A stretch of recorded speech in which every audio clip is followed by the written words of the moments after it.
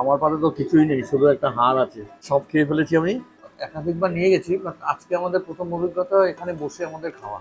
আর খেয়ে বেশ ভালোই লাগলো, কোয়ান্টিটিটা অনেকটাই, মানে একটা কম্বো নিলে দুজন আরামসে খেতে পারবে।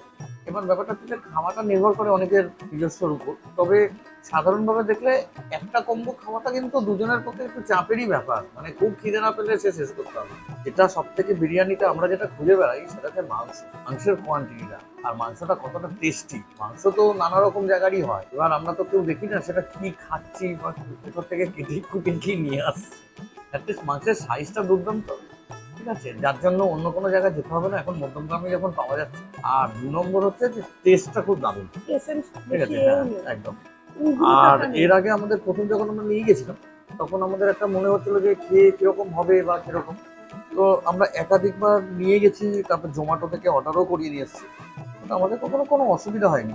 সবাইকে বলবো যে তোমার আসার জন্য।